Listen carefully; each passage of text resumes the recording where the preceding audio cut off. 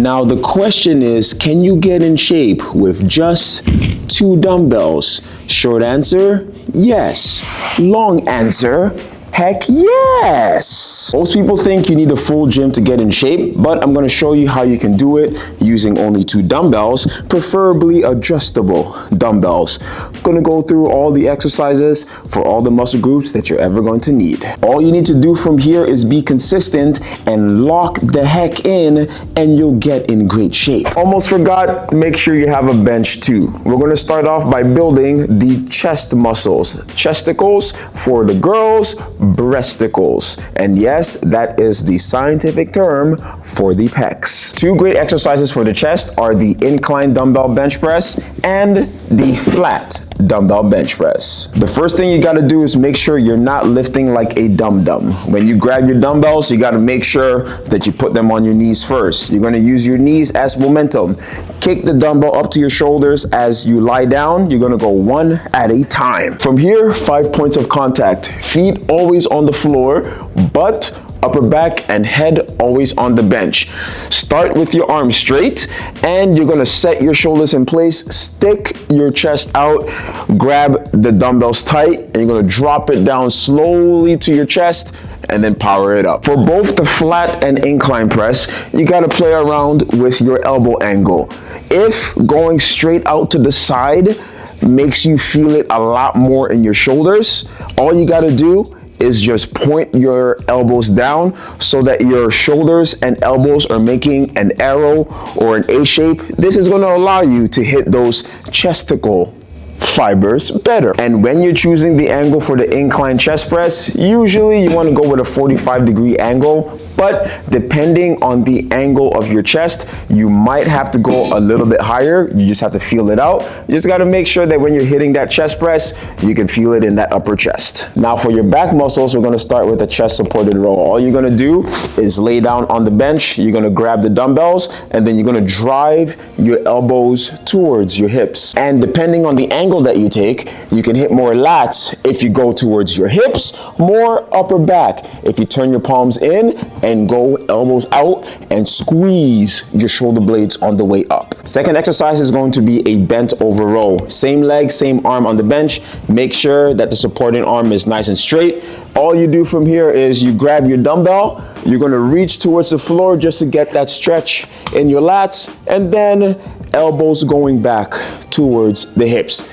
When you're doing a row, you just got to make sure that you're not curling the weight and going straight up like this, because you're going to be activating and using a lot of your biceps, right? So make sure that your elbow to wrist stays straight, and you're going to drive your elbows back towards your hips so that you can feel the juiciness of that lat. For the shoulders, we need an exercise that's going to hit the front, the side, and the rear delt. For the front of the shoulders, overhead presses. While you do your overhead presses, you have to pay attention to your form, especially if you're pressing with your elbows out to the side like this. If it causes pain or discomfort, all you got to do, point your elbows in so that you have more room and you can get down into a deeper range, which is going to hit those shoulders a lot more. And you're just going to be pressing all the way up and then controlling the weight on the way down. For your side delt, so you can get more rounder looking shoulders, lateral raises. Now, when you're doing lateral raises, you don't want your arms perfectly straight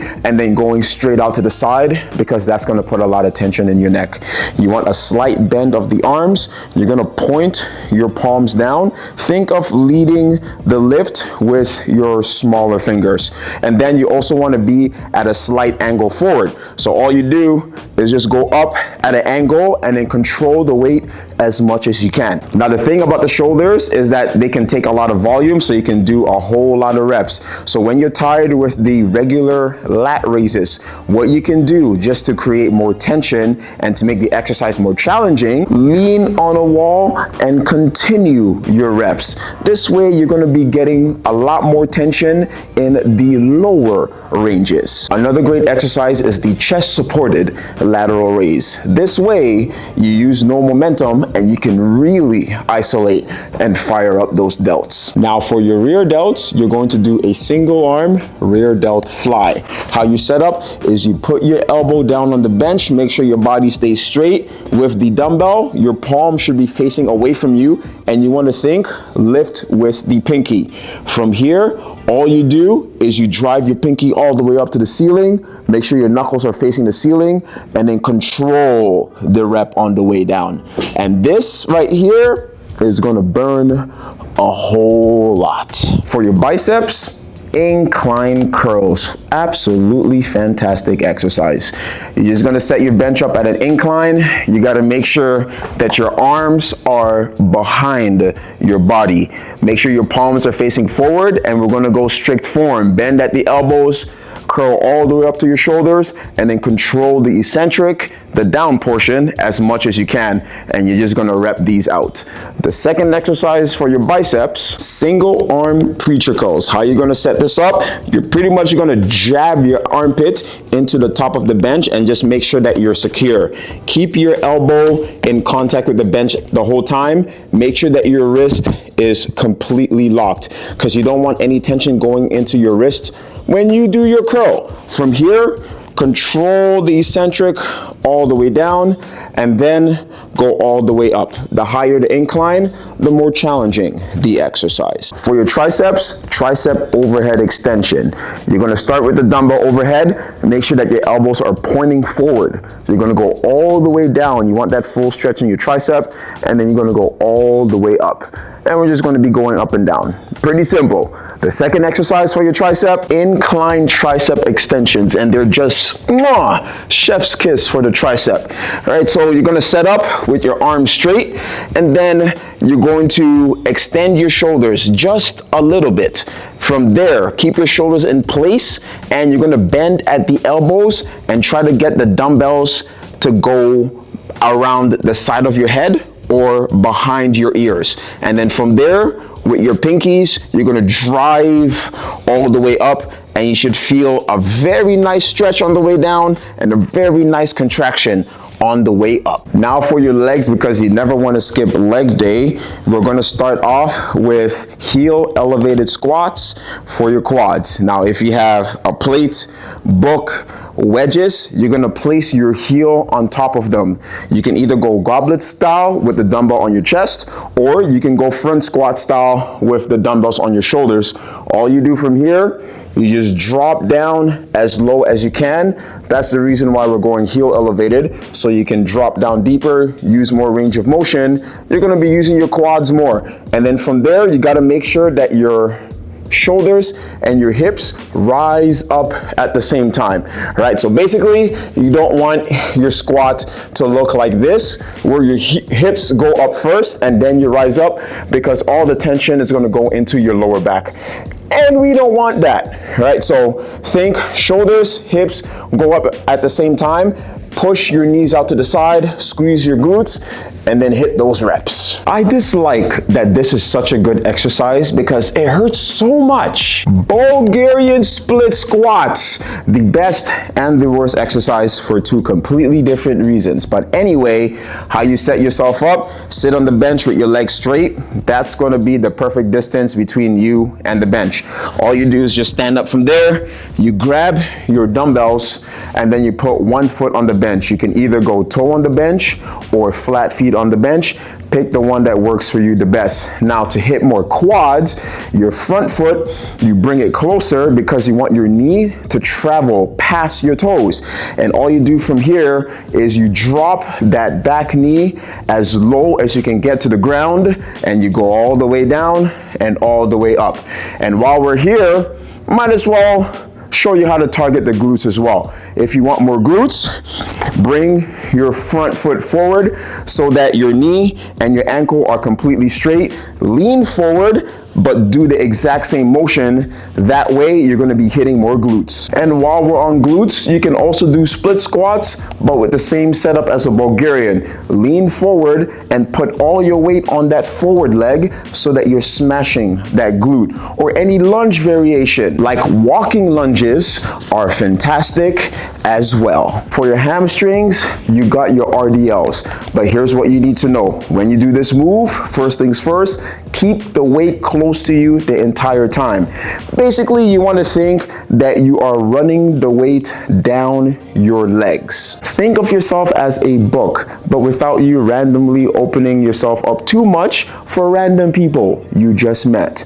Your butt goes to the back wall, you keep the dumbbells close to you, and realistically, you shouldn't be able to go past the middle of your shins. When you feel that stretch in the hamstrings, you're just gonna squeeze your butt and go back into that standing position. For your calves, it's pretty simple. If you put the dumbbells down and put your toes on the handles, all you do is heels all the way up and then control the way down. You want to feel that stretch in your calves. And that's basically how you work out your calves. Such a simple muscle group. Now for your core, because you have to train them like any other muscle, the first exercise you can do is a weighted dead bug. All right, so if you hold the dumbbell up in the air, you have to lift your shoulders off the floor and also lift your head as well, so that all the tension goes right into the front of your abs. Push your belly button into the ground, and all you do from there, extend one leg at a time. And you just do these 4 reps. For a bigger challenge, you can turn it into a double crunch where you extend both your arms and legs and bring both of them in at the same time. And for core stability, you can do a plank pull through. The first thing is you get in push-up position, and then you choose a foot width that is comfortable for you, and then all you're doing is dragging the dumbbells side to side without moving your hips like crazy. Stabilize your core, breathe in through your belly, and brace real hard as you drag the dumbbells side to side. So this is what a 3-day and a 4-day-a-week workout would look like. The most important thing about these workouts is that you gotta make sure that you're progressing, applying progressive overload, and that can be done in many ways. The most important thing is for your exercises, you have to give yourself a rep range. In the beginning, you wanna pick a weight where you can hit the top number on that rep range, but you want the last couple of reps to be challenging. As soon as you're comfortable with that weight where your form gets better, technique gets better, and the exercise feels easier, then you increase the weight a little bit, start at the lower end of that rep range, and then work yourself back up. This is how you do progressive overload. Heavier weight, more reps, better technique, exercises feel easier, recovery time is shorter. Those are some of the ways that you can measure that you're actually improving. Now, the reality is that the workouts are only part of the battle. You need to make sure that the effort in the gym is matched with the effort outside of the gym, especially in the kitchen. You gotta dial in your nutrition. The most important things, make sure that you're eating mostly whole foods. When I say mostly, I mean 80 to 90% of the time whole foods, 10% of the time, you can have a little bit of fun. You have to prioritize and build your meals around protein. Try to aim for at least 0.8 grams per pound of body weight. Make sure you get your fiber in. If it's green and it grows in the ground, eat it. And calories matter. Doesn't matter what your condition is. The calories matter. Now, if your goal is weight loss, you need to make sure that you're maximizing nutrition, but minimizing your calories. You need to focus on eating more nutrient-dense foods that's not gonna give you a lot of calories. That means you're gonna have to make swaps or find alternatives for the foods that you like. Leaner meats, lower calorie drinks and sauces, lower calorie snacks as well. And don't tell me that you can't find anything, because there's a lower calorie version of pretty much everything. Make sure you sleep and recover properly. Make sure you do some mobility so that you don't get stiff. Drink your water, stay hydrated, and the most important, stay consistent. This is not a 2-week or a 30-day challenge, because at the end of the day, the difference between you and some other person that does not struggle to see good results is that when times got hard and when times got inconvenient and they lost motivation, they kept going anyway. So don't stop, keep moving forward, stay consistent, and you'll see fantastic results.